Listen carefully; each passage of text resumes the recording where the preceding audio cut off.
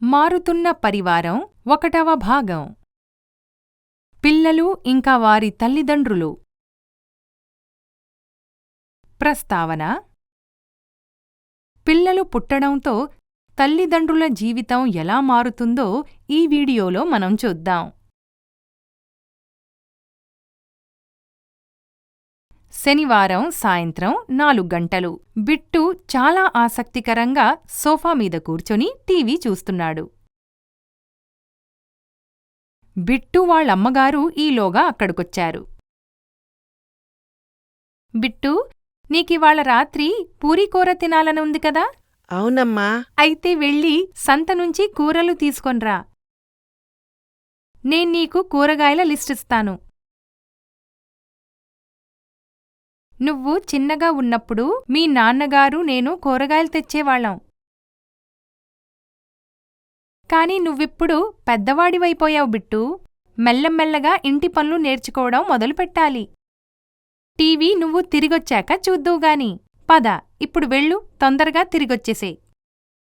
సరే అమ్మా, నాకు పూరీ కూర తినాలనుందంటే కూరలైతే తీసుకురావాలి. బాగా చెప్పావు. బిట్టు వాళ్ళమ్మగారి దగ్గర కూరల లిస్టు, డబ్బులు ఇంకా సంచి తీసుకొని సంతకెళ్ళాడు. సంతలో కూరగాయల దుకాణం కోసం నమస్కారమండి. వెతుకుతూ ఉండగా మీను వాళ్ల నాన్నగారు కనిపించారు.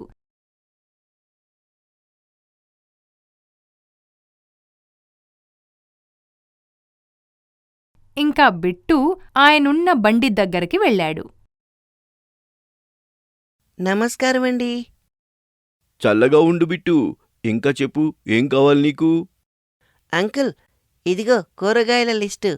దీని ప్రకారమే నాకు కూరలివ్వండి. మీను వాళ్ల నాన్నగారు కూరలివ్వడం మొదలుపెట్టారు. ఈలోగా బిట్టు అటూ ఇటూ చూడటం మొదలుపెట్టాడు.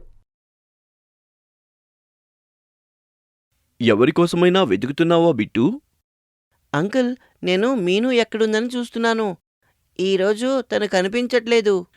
ఇంకాసేపట్లో మీను వచ్చేస్తుంది. నీకో విషయం తెలుసా? ఇవాళ మీను పుట్టినరోజు. ఏంటి? మీను అయితే నాకు చెప్పనేలేదే. మరి ఏం పర్లేదు, ఇప్పుడైతే తెలిసింది గదా. అవునంకుల్. అంకుల్, మీను పుట్టేసరికి కూడా మీరు ఇక్కడే కూరలమ్మేవారా? లేదు బిట్టు, అప్పుడు నేను వేరే చోట కూరలమ్మేవాడ్ని. కానీ మీను పుట్టిన తర్వాత అంతా మారిపోయింది. అదెలా అంకుల్? మొదట నేను కూరలమ్మే చోట నివసించడానికి జాగానే లేదు. ఇక మీనుని ఒంటరిగా చూసుకోవడానికి వాళ్ళ అమ్మకి చాలా ఇబ్బందిగా ఉండేది.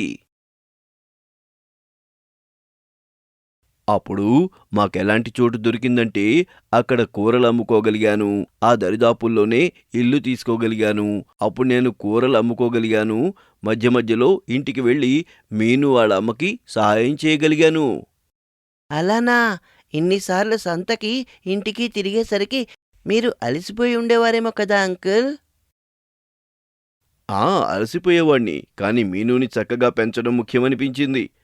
ఇప్పుడు చూడు, తను ఎంచక్కా నీతో బడికొస్తుంది కదా.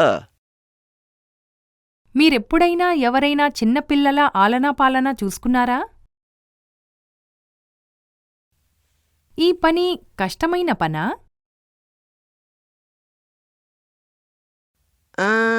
ఇదైతే నిజమే.